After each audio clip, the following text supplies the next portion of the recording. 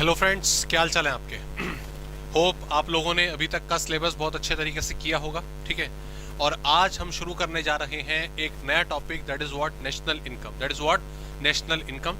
Obviously इस book का, पूरे सिलेबस का ये एक मेन टॉपिक है, मेन चैप्टर है, और आपने और अपने फ्रेंड्स के थ्रू या टीचर्स के थ्रू स्कूल में भी इसकी इंपॉर्टेंस के बारे में ऑलरेडी पता किया होगा। ठीक है, न्यूमेरिकल बेस्ड चैप्टर है, एप्लीकेशन बेस्ड चैप्टर है, थ्योरी कंटेंट भी है, लेकिन उससे ज़्यादा हमें न्यूमेरिकल्स की तरफ ध्यान देना है, जो न्यूमेरिकल का कंटेंट है। और बेसिकली अगर हम देखें, न्यूमेरिकल कंटेंट प्रैक्टिस करने से तो इम्प्रूव होता ही है, साथ ही अगर हमें उनके कंटेंट के बारे में प्रॉपरली नॉलेज है तो उससे हमारे न्यूमेरिकल्स आसान हो जाते हैं। ठीक है, तो इस चैप्टर में पहली बात तो नेशनल इनकम होता क्या है वो तो हम जानेंगे ही। उसे कैलकुलेट करने के लिए हमें किन किन पैटर्न्स का, किन किन मेथड्स का इस्तेमाल करना है और किस तरीके से करना है, ये समझना ज़्यादा ज़रूरी है। ठीक है, इस चैप्टर को मैं अपने अकॉर्डिंगली कराऊंगा। ठीक है, तो कोशिश करिएगा कि उसी प्रोसेस को फॉलो करें। एक सिंपल वे में इस चैप्टर को हम करेंगे और उस पैटर्न को फॉलो करते हुए चलेंगे तो हमें ज़्यादा कन्फ्यूजन्स नहीं होंगी। ठीक है, बुक में मोस्टली बुक्स में थोड़ा कॉम्प्लिकेटेड है, फॉर्मूला बेस्ड बहुत सारे फॉर्मूले बना रखे हैं, लेकिन हम फॉर्मूले का इस्तेमाल तो करेंगे, लेकिन ज़्यादा से ज़्यादा हम लॉजिक का इस्तेमाल करेंगे। ठीक है, तो ये चैप्टर शुरू करते हैं, नेशनल इनकम। तो फर्स्ट ऑफ ऑल तो हमारे दिमाग में यही आता है कि नेशनल इनकम बेसिकली होता क्या है। ठीक है, सो नेशनल इनकम का मतलब क्या है? एक कंट्री की टोटल इनकम, एक कंट्री की जो टोटल इनकम है आपने वो जोड़ दी, उसे क्या कहा जाता है? नेशनल इनकम कहा जाता है। आइए डेफिनेशन पर आते हैं। National income, national income refers to sum of all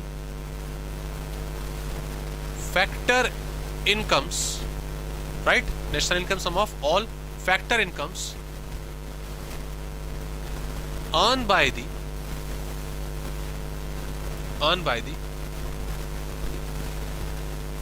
normal residents of a country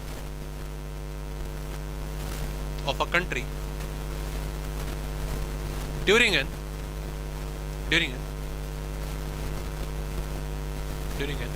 accounting year.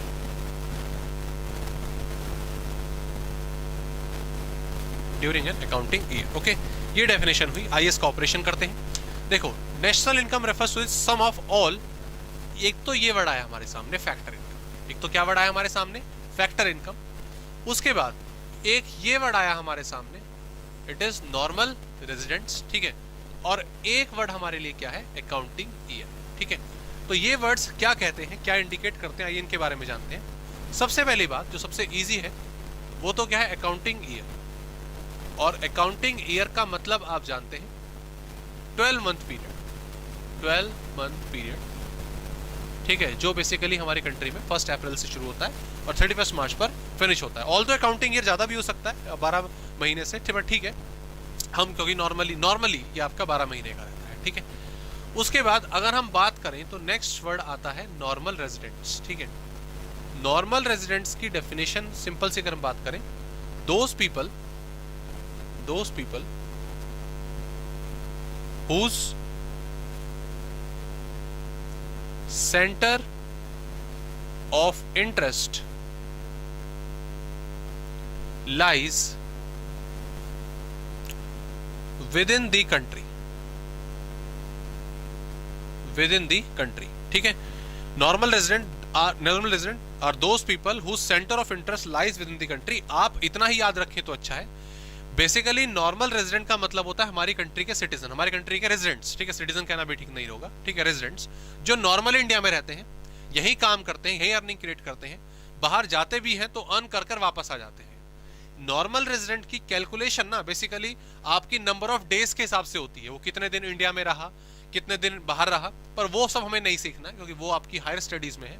यहाँ पर बस जो मेन वर्ड आपको याद रखना है वो क्या है? Centre of interest. ठीक है, जिनका centre of interest within the country lie करता है। ठीक है, वेल ये दोनों इतने इंपॉर्टेंट नहीं है। सबसे इंपॉर्टेंट पॉइंट जो है वो है फैक्टर इनकम। वो क्या है? Factor income. ठीक है, इसका मतलब क्या हुआ? देखो, पहले मैं डेफिनेशन लिख दूं फैक्टर इनकम की। Factor incomes are those incomes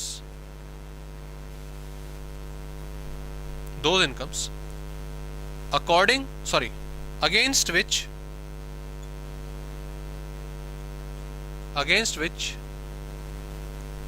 production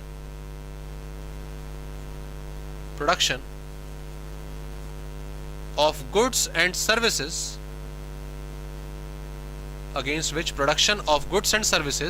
takes place. ठीक है, अब यहां पर अगर हम बात करें, मेन वर्ड क्या है, against which production of goods and services takes place. ध्यान दो, इसको एग्जांपल के थ्रू समझते हैं। देखो भाई, आपने क्लासेस के लिए, अगर हम बात करें क्लासेस के लिए एक पर्टिकुलर अमाउंट जो है वो पे करा, ठीक है, तो आपने जो मेरी फीस है वो मुझे दी, सपोज मैं एज्यूम कर लेता हूँ 5000 रुपीज, ठीक है, आपने मुझे 5000 रुपीज जो है वो पे करे कि सर ये आपके सर्विसेज का अमाउंट है, जो आपने क्लास ली है मैं उसका अमाउंट आपको पे कर रहा हूँ, सपोज रुपीज 5000, ठीक है, ओके। तो इसके बदले मैंने आपको क्लास दी। ऐसी किसी दिन आपका पता नहीं मन करता नहीं करता, आपका मन कर गया एक दिन कि सर आपको हम गिफ्ट भी भेज रहे हैं आपके लिए, आप उसको भी एक्सेप्ट करिएगा।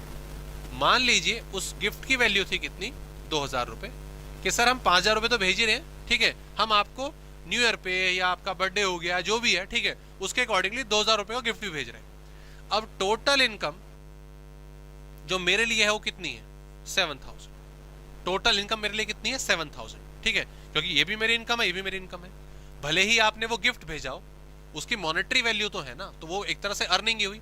और मान लो हो सकता है आपने गिफ्ट नहीं भेजा, आपने कहा सर 2000 रुपए एक्स्ट्रा, दैट्स इट, ठीक है, आप खुद बाय कर लीजिए क्योंकि हमें आपकी पसंद नहीं पता, तो कुछ भी हो सकता है। अगर वो मॉनेटरी है तो भी, नॉन मॉनेटरी है तो भी।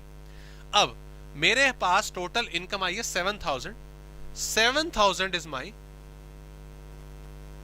Disposable income. क्या है, डिस्पोजेबल इनकम, ये मेरी टोटल इनकम है, ओके।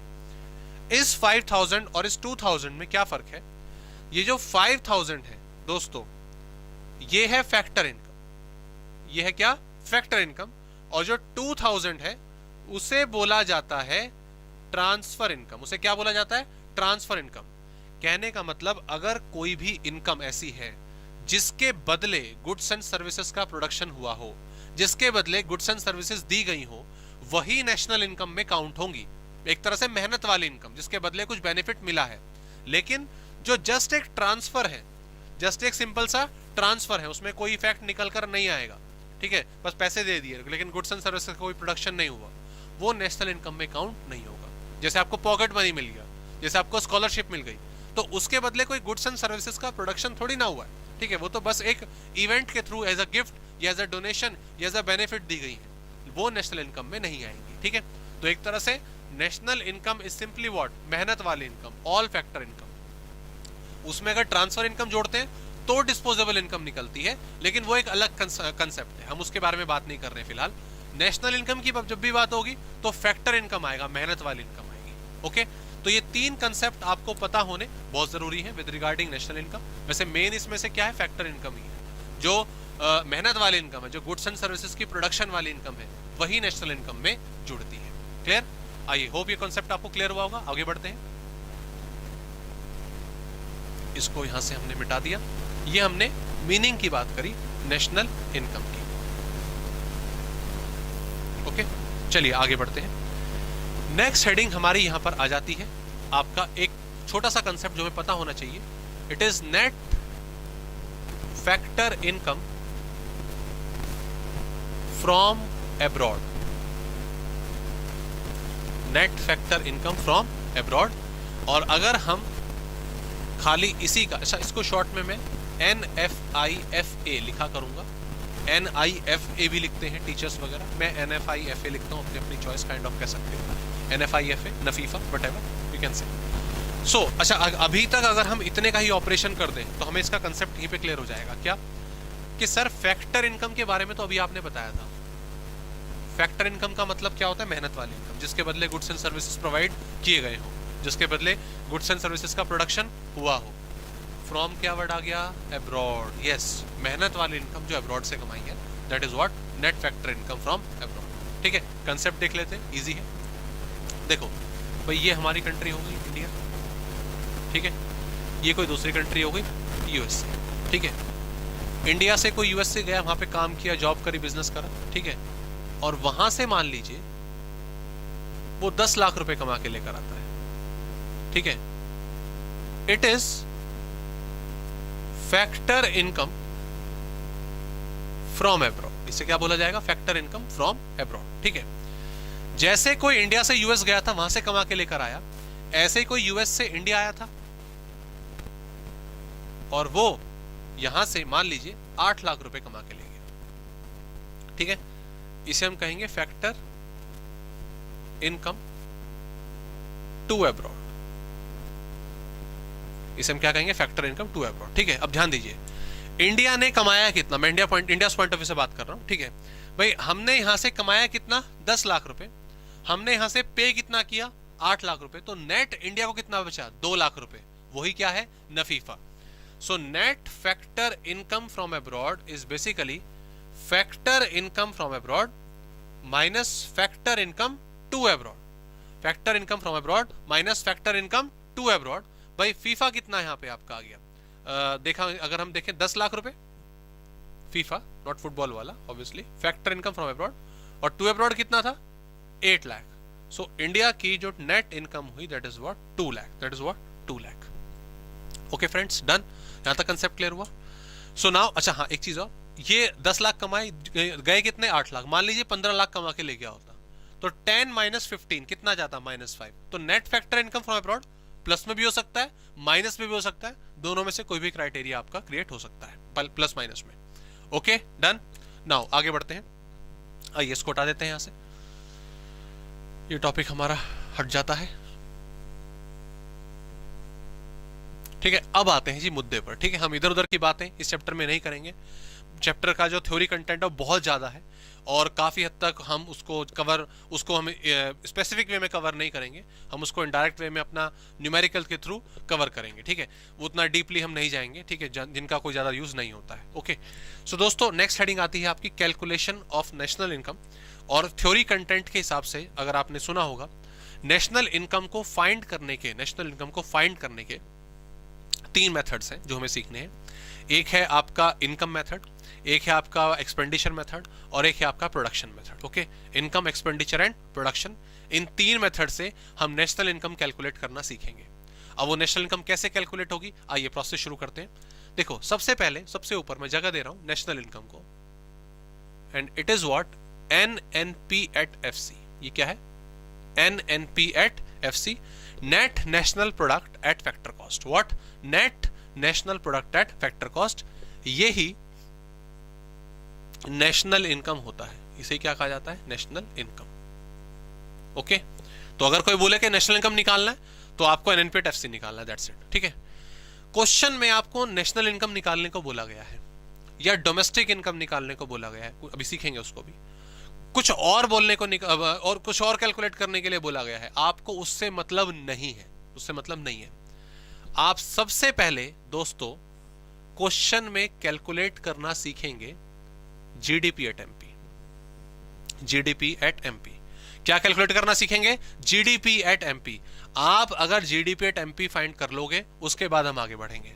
तो एक तरह से नेशनल इनकम निकालने के 3 मेथड नहीं है, क्या कैलकुलेट करने के?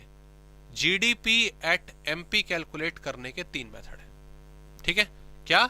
GDP at MP कैलकुलेट करने के 3 मेथड से हम इन तीनों मेथड से GDP at MP निकालना सीखेंगे और उसके बाद नेशनल इनकम कर जाएंगे। ठीक है, इट इज व्हाट? सबसे पहला क्या है? Income method. दूसरा है क्या?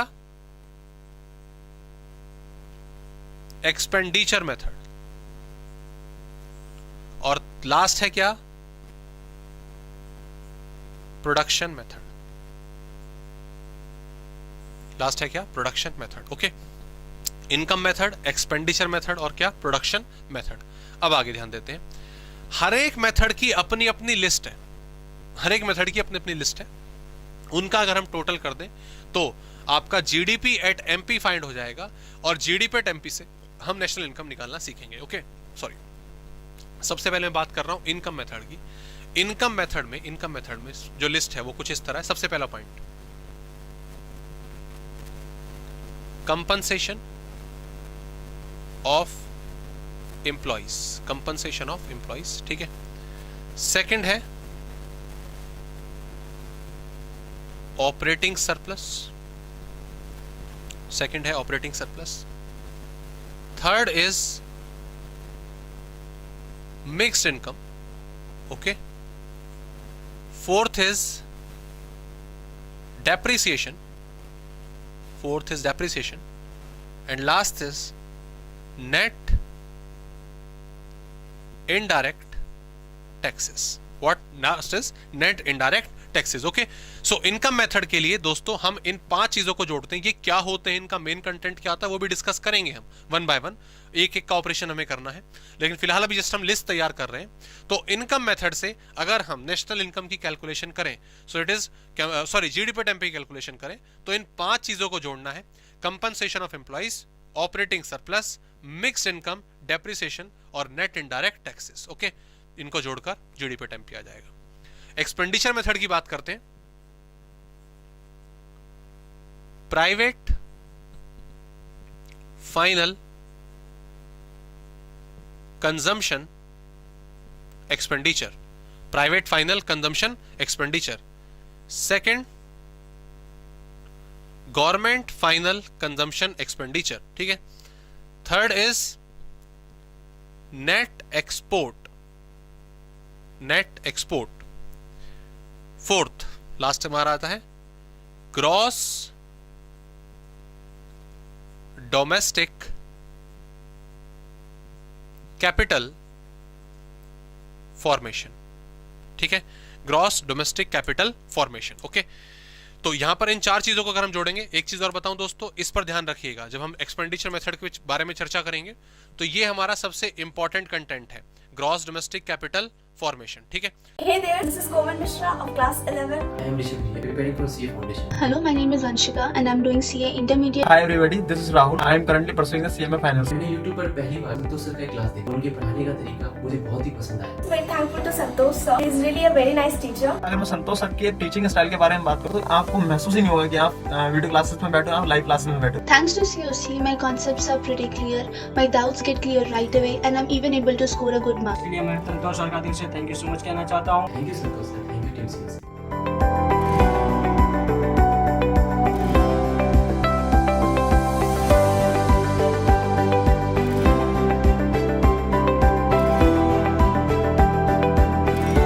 और क्या नाम है, इस सिचुएशन की अगर हम बात करें तो पहले हमने कितने जोड़े, 5, फिर हमने कितने जोड़े, 4, अब कितने जोड़ेंगे, यस 3 क्या, लेकिन sum of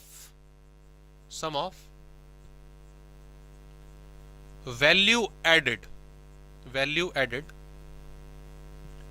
of all 3 sectors. हमारी इकोनॉमी के 3 सेक्टर, प्राइमरी, सेकेंडरी और टर्शरी, उन तीनों की हम वैल्यू एडेड निकालना सीखेंगे। क्या होती है क्या नहीं, अभी उसके बारे में कोई चर्चा नहीं, जब पहुंचेंगे तब चर्चा करेंगे। वैल्यू एड निकालेंगे, तीनों को जोड़ देंगे, क्या आ जाएगा, प्रोडक्शन मेथड से जीडीपी टेम्पी, ओके। तो दोस्तों ये लिस्ट है आपकी तीनों मेथड से हम किस तरीके से जीडीपी एट एमपी को डिटरमाइन कर सकते हैं, जीडीपी टेम्पी को कैलकुलेट कर सकते हैं, ठीक है। लेकिन अभी काम हमारा पूरा नहीं हुआ, हमें तो कहां जाना है, हमें जाना है नेशनल इनकम पर। कहां जाना है, नेशनल इनकम पर। और अभी हमने क्या निकाला है, आपका जीडीपी टेम्पी। तो दोस्तों ध्यान दीजिएगा, हमें क्या क्या चेंज करने हैं। एक तो मुझे जी को यानी कि ग्रॉस को कन्वर्ट करना है किसमें, नेट में, ठीक है। एक को कन्वर्ट करना है किसमें, नेट में। यहां पे लिख लेते हैं, from gross we have to calculate what, net. हमें ग्रॉस से नेट को कैलकुलेट करना है। एक डी यानी कि डोमेस्टिक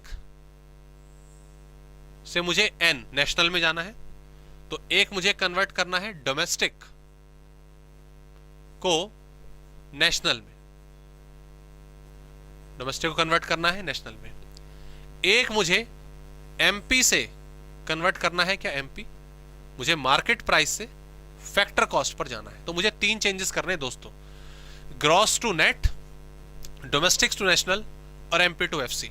बहुत इजी है, क्या बहुत इजी है, कैसे, जो ये अमाउंट आया होगा, ठीक है, उसमें से माइनस कर दिया जाएगा डेप्रिसिएशन। क्या माइनस कर दिया जाएगा, डेप्रिसिएशन, ठीक है, क्लियर, समझ आ गया।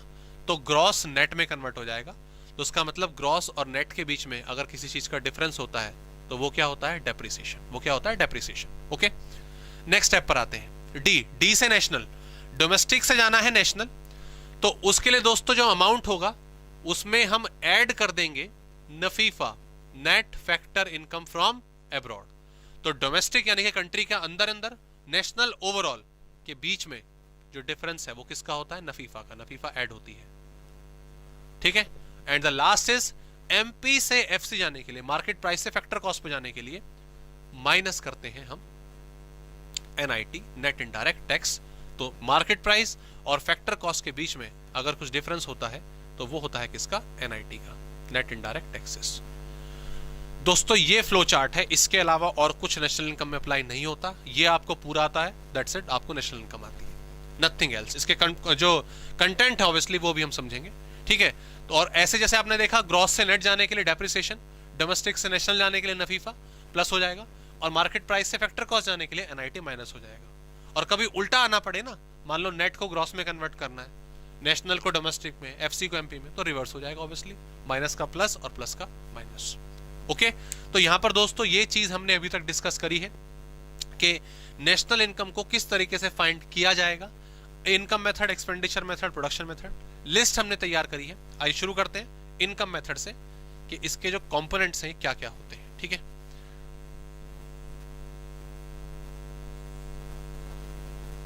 ओके, सबसे पहले इनकम मेथड की बात हम कर रहे हैं।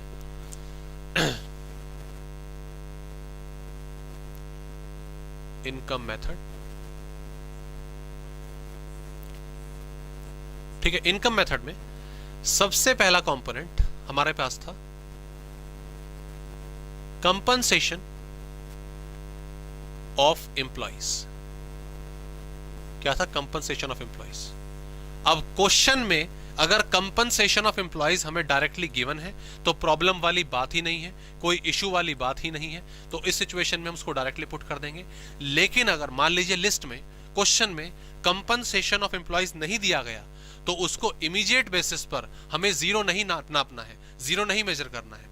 कंपनसेशन ऑफ एम्प्लॉइज के दो कंपोनेंट होते हैं दोस्तों, एक तो होता है wages and salaries. Wages and salaries, काम करने के बदले जो वेजेस और सैलरीज, तनख्वाह वेतन दिया जाता है, इसके दो पार्ट हो सकते हैं। ये इन कैश भी दिया जा सकता है और इन काइंड भी, भाई रहने के लिए घर दे देना, यूज करने के लिए गाड़ी दे देना, तो वो भी एक तरह से सैलरी का पार्ट होता है, उसकी मॉनेटरी वैल्यू होती है, ठीक है। बी पॉइंट जो इसका होता है वो होता है एम्प्लॉयर्स, याद रखिएगा, मालिक, ठीक है। Employers contribution to social security schemes, ठीक है। Employers contribution to social security scheme, ठीक है। एक तरह से provident fund, medical benefits, pension plan में जो मालिक की तरफ से कंट्रीब्यूशन जाता है ना, वो भी जुड़ता है। वो भी क्यों मिला है उसे? ऑब्वियसली काम करने के बदले मिला है, ठीक है। तो दोस्तों याद रखिएगा, इन दोनों को जोड़कर ही क्या निकलेगा? Compensation of employees. अगर डायरेक्टली गिवन है तो प्रॉब्लम वाली बात ही नहीं है, लेकिन अगर मान लीजिए आपको क्वेश्चन में ये नहीं दे रखा तो इमीडिएटली प्लीज जीरो मत पुट करिएगा, आपको इन दोनों को जोड़कर इसको निकालना है। और सबसे मेन चीज क्या है, याद रखिएगा कि ये कौन है? Employer contribution. तो एम्प्लॉयर कंट्रीब्यूशन जुड़ता है अगर किसी क्वेश्चन में आपको कौन दे दिया? Employees contribution. क्या दे दिया है? Employees contribution. दोस्तों याद रखिएगा, आपको इसे प्रॉपर्ली इग्नोर करना है, इसको कंसिडर नहीं करना है, क्योंकि ये ऑलरेडी ये वेजेस एंड सैलरी का पार्ट होता है। आपने ऑलरेडी एक बार जोड़ लिया तो उसको दोबारा जोड़ना नहीं है। क्लियर? यहां तक समझ आ गया? आगे बढ़ते हैं, ठीक है। दूसरा जो कंपोनेंट हमारे सामने आता है, that is what? Operating surplus. Book में आप इसका लंबा चौड़ा फॉर्मूला देखेंगे, लेकिन मैं फॉर्मूले से नहीं कराऊंगा, मैं आपको इसकी जो हायरार्की है उसके थ्रू कराऊंगा। आपको भी वैसे ही करना है, ठीक है। ऑपरेटिंग सरप्लस बेसिकली जो कंपनीज हैं उनके प्रॉफिट को लेकर है। कंपनीज जो प्रॉफिट कमाती हैं, ठीक है, वो अमाउंट होता है, लेकिन उसके अलग अलग जरिए हैं कमाने के। ऑपरेटिंग सरप्लस को हम तीन पार्ट में डिवाइड करते हैं। RIP, rest in peace. नहीं भाई, रेस्ट इन पीस नहीं है। R is for rent and royalty. Rent and royalty, ठीक है। रेंट जो एसेट्स को यूज करने के बदले देना पड़ता है, रॉयल्टी जो नाम को यूज करने के बदले पे करनी पड़ती है। आई इज व्हाट, इंटरेस्ट जो बैंक्स वगैरह ने पैसा कमाया। इसके ब्रैकेट में लिख लीजिएगा प्रोडक्शन यूनिट्स। कौन से वाला? Production units. ये क्या होता है बिल्कुल भी चर्चा हम नहीं करेंगे इसके बारे में। एंड में नेशनल इनकम में किसको जोड़ना चाहिए किसको नहीं जोड़ना चाहिए, जब वो टॉपिक करेंगे तब इसके बारे में चर्चा करेंगे। फिलहाल आप इंटरेस्ट याद रखिए। और तीसरा पार्ट होता है प्रॉफिट। तीसरा पार्ट होता है प्रॉफिट, ठीक है। तो अगर ऑपरेटिंग सरप्लस क्वेश्चन में दे रखा है तो बहुत अच्छी बात है, अगर नहीं दिया हुआ है तो ऑब्वियस सी बात है, आप क्या करोगे, आप इन 3 पार्ट्स को ढूंढोगे, 3 या 4 वटेवर। रेंट रॉयल्टी अलग अलग भी दे सकते हैं, रेंट एंड रॉयल्टी, इंटरेस्ट और क्या, प्रॉफिट।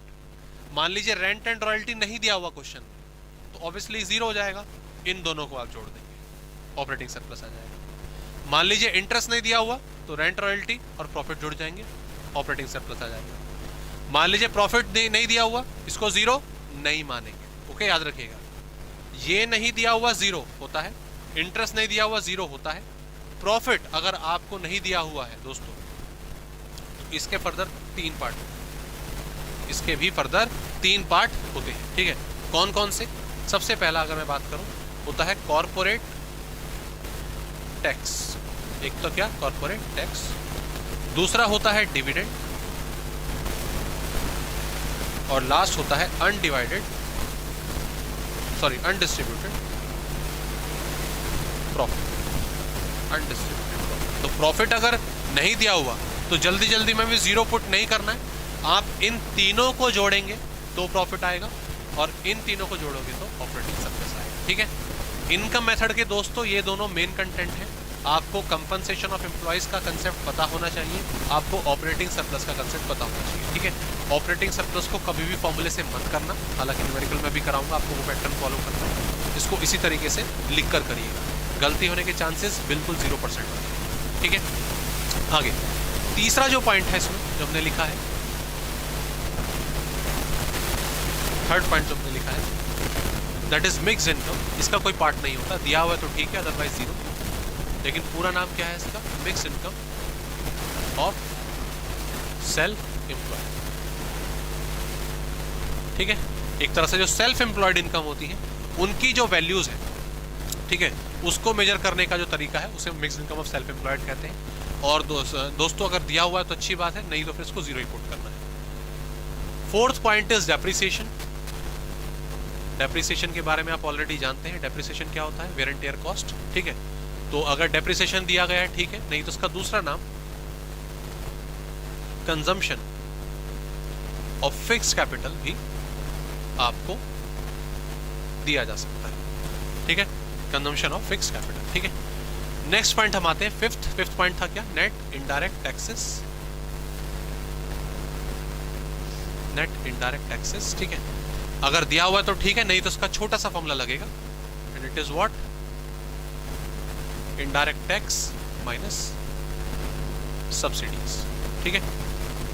इनडायरेक्ट टैक्स के अंदर आपका जीएसटी, एक्साइज, कस्टम ड्यूटी, ये सब आता है, ठीक है। तो that is what? The indirect tax, okay. तो दोस्तों यहाँ पे ये कंटेंट हमने देखा आपका नेशनल इनकम मेथड के लिए। 5 कंपोनेंट हमें जोड़ने होते हैं। पहला था आपका कंपनसेशन ऑफ एम्प्लॉइज, दिया हुआ है तो ठीक है, उसके जो 2 पॉइंट हैं वो हमें फाइंड करने होते हैं, वेज एंड सैलरी और क्या आपका एम्प्लॉयर्स कॉन्ट्रीब्यूशन। उसके बाद हमने देखा ऑपरेटिंग सरप्लस, दिया हुआ है तो अच्छी बात है, नहीं तो उसके कंपोनेंट जो है वो हमें ध्यान रखना है, इसी के थ्रू क्वेश्चन करना। मिक्स्ड इनकम, डेप्रिसिएशन और क्या? नेट इनडायरेक्ट टैक्सेस, ये अलग 3 कंपोनेंट। आइए इसका एक क्वेश्चन कर लेते हैं और क्वेश्चन के बाद फिर हम आगे बढ़ेंगे अगले मेथड्स में, ठीक है। आइए ध्यान दीजिए, क्वेश्चन कंटेंट में यहाँ पर लिख रहा हूँ, ठीक है। आपको बुक से ज़्यादा क्वेश्चन अपनी जो भी आप रेफर कर रहे हैं, व्हाटएवर नेट के थ्रू कर रहे हैं, बुक्स के थ्रू कर रहे हैं, ज़्यादा से ज़्यादा क्वेश्चन प्रैक्टिस करिएगा, ठीक है। और मुझे उसको भेजिएगा अगर क्वेरी होती है, क्योंकि क्लास में इतने सारे न्यूमेरिकल, बहुत सारे न्यूमेरिकल है, 50-60 न्यूमेरिकल्स इसके कम से कम आपको करने चाहिए, तो वो क्लास में पॉसिबल नहीं है। हम अपनी तरफ से कंटेंट पूरा करेंगे और जो भी क्वेरी है वो आप सेंड करिएगा, ठीक है। लेकिन फिर भी मैं इसका एक क्वेश्चन आपको करा रहा हूँ। फाइंड नेशनल इनकम, हमें बोला गया फाइंड नेशनल इनकम। अभी सिर्फ इनकम मेथड का कंटेंट हम कर रहे हैं। सपोज आपको पर्टिकुलर दे रखे wages and salaries, rent, depreciation, interest, indirect tax,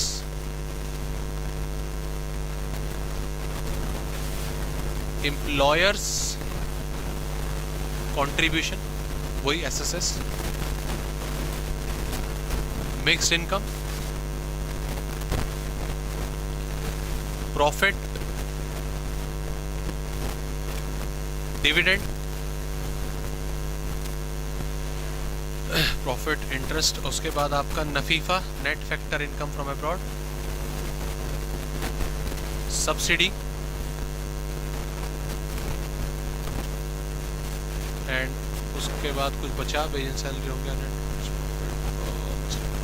that's it, इतना रखते हैं, इसको हटा देते हैं यहाँ से। ओके, 11 पर्टिकुलर्स हैं, इनके अमाउंट सपोज 1000, 400, 120, 300, 150, 250, 800, 450, 150, 200 एंड 70।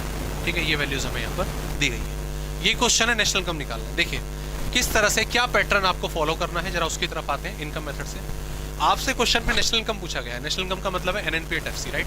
लेकिन मैंने क्या बोला है, हमें टारगेट अचीव करना है पहले किसका, जीडीपी एट एफपी का। Okay, so for GDP at FP, ठीक है दोस्तों, सॉल्यूशन इधर आ रहा है। 3 कॉलम बना लीजिए, particular, amount, working if required, working की जरूरत पड़ती है तो। ठीक है, सबसे पहले सारे के सारे कंपोनेंट लिख लीजिए। कंपनसेशन ऑफ एम्प्लॉइज हमें जोड़ना होता है। सेकंड, ऑपरेटिंग सरप्लस हमें जोड़ना होता है। थर्ड, मिक्स्ड इनकम हमें जोड़ना होता है। ठीक है, मिक्स्ड इनकम हो गया, ऑपरेटिंग सरप्लस। उसके बाद डेप्रिसिएशन आता है। Fifth, net indirect tax. ठीक है, ये आपका अमाउंट यहां पर आ गया। ओके, ये 5 चीजें। अब आगे बढ़ते हैं, अब कॉन्फिडेंट ढूंढना स्टार्ट करते हैं। ध्यान दीजिए दोस्तों, सबसे पहले बताइए, कंपनसेशन ऑफ एम्प्लॉइज दे रखा है क्या कहीं पर? सर नहीं दिया हुआ, डायरेक्टली तो नहीं दिया हुआ। अब इसके पार्ट्स ढूंढते हैं। मैंने आपको 2 पार्ट बताए थे, एक वेजेस एंड सैलरी और एम्प्लॉयर्स कंट्रीब्यूशन। तो वेजेस एंड सैलरी दिया हुआ है और एम्प्लॉयर्स कंट्रीब्यूशन दिया हुआ है, ये दोनों जुड़ जाएंगे। 1000 प्लस 250 और टोटल 1250 कंपनसेशन ऑफ एम्प्लॉइज हमारे पास आ गया। Right, clear? ये हमारे पास आ गया। इस तरह से करना है। ऑपरेटिंग सरप्लस डायरेक्टली नहीं दिया हुआ है आपको यहाँ पे, तो मैंने आपको बताया था कि भाई ऑपरेटिंग सरप्लस की जो हायरार्की है, जो फ्लो चार्ट मैंने आपको बताया था, वो जरूर बना लें। तो ध्यान दो, शॉर्ट में बना लीजिए, चाहे कोई बात नहीं, यहाँ पे बना रहा हूं मैं रफ में। That is what, operating surplus के 3 part, rent, royalty, or, interest और प्रॉफिट। प्रॉफिट के 3 पार्ट, कॉर्पोरेट प्रॉफिट टैक्स या कॉर्पोरेट टैक्स, डिविडेंड और अनडिस्ट्रीब्यूटेड प्रॉफिट। ऐसे पूरा लिख लो पहले एक बार सारा का सारा। ठीक है, फिर वैल्यूज पुट कर दीजिए। रेंट है क्या? सर हाँ जी है, 400 है रेंट। रॉयल्टी है? नहीं, रॉयल्टी नहीं है सर। ठीक है, इंटरेस्ट है? इंटरेस्ट है 300, ये मैंने 300 की जगह यहाँ पुट कर दिया। प्रॉफिट है क्या? बिल्कुल है, वो कितना है? 450 सर।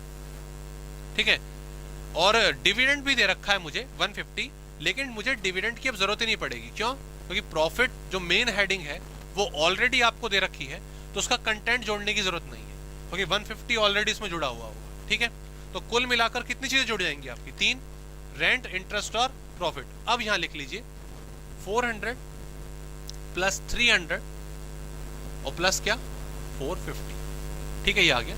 टोटल कर दीजिए, इट इज 1150। ये कितना आ गया? 1150 आ गया। मिक्स इनकम है क्या? यस, डायरेक्टली गिवन है सर, 800। ओके, ये हमारा यहाँ पर आ गया, इसकी वर्किंग की जरूरत नहीं पड़ी। डेप्रिसिएशन है क्या? हाँ जी सर, 120 है, वो डायरेक्टली यहाँ पर आ गया, हमें इसकी जरूरत नहीं पड़ी।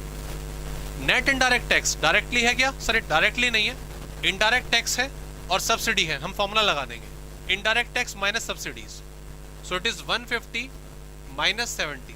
सर ये 80 आ गया। ओके, टोटल कर दीजिए। टोटल करने पर ये आपने निकाला जीडीपी एट एमपी। क्या निकाला? GDP at MP. Okay, done. तो टोटल किया आपने, ये कितना हो जाता है? 1200 और 24 32 34 हो जाता है। 3400 is our GDP at MP. दोबारा कर लेते हैं, कहीं गलती ना हो हमसे। तो ये आपका 2400 32 और फिर 34 आ रहा है, राइट? GDP at MP. अब दोस्तों आपने जीडीपी एट एमपी तो निकाल लिया, लेकिन आपसे पूछा क्या गया है? आपसे एनएनपी एट एफसी पूछा गया है।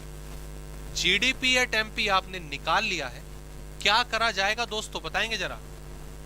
जी से एन जाने के लिए, बताइए, जी से एन जाने के लिए क्या करते थे sir? Minus depreciation.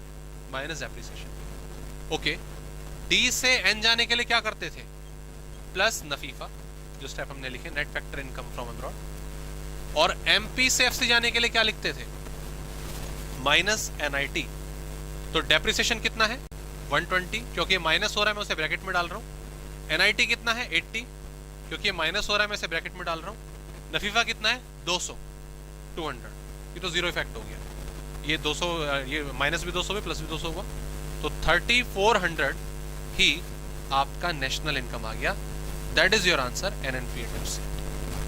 Okay friends, hope आप लोगों को मेथड जो है वो क्लियर हुआ होगा। यही पैटर्न फॉलो करना ठीक है मेरे ख्याल से। देखो, अगर आप कोई दूसरा फॉर्मूला यूज कर रहे हैं, पैटर्न यूज कर रहे हैं, वो भी ठीक दे, अच्छी बात है, लेकिन मुझे ये थोड़ा आसान लगता है समझाने में भी, और आगे जो पैटर्न हम यूज करेंगे उसमें भी। ठीक है, यहाँ तक आपको, होप आपने नोट कर लिया होगा, यहाँ तक आपको एक ही प्रॉब्लम हुई होगी, अगर प्रॉब्लम नहीं कंफ्यूजन हुई होगी कि सर हमने यहाँ पर डेप्रिसिएशन ऐड करे दोनों, और यहाँ पर हम डेप्रिसिएशन माइनस कर रहे हैं। पहले ऐड करें फिर माइनस करें, तो हमने ऐड ही क्यों करें, राइट? ये कंफ्यूजन हो सकती है।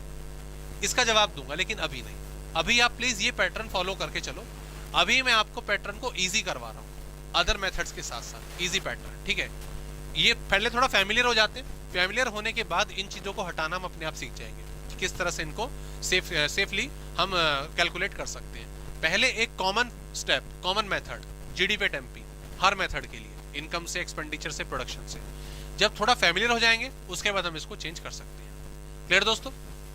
तो प्लीज आज की क्लास में इतना ही रखिएगा, और जो इनके इनकम मेथड की क्वेरीज हैं, जो क्वेश्चन है, उनको प्रैक्टिस करिएगा।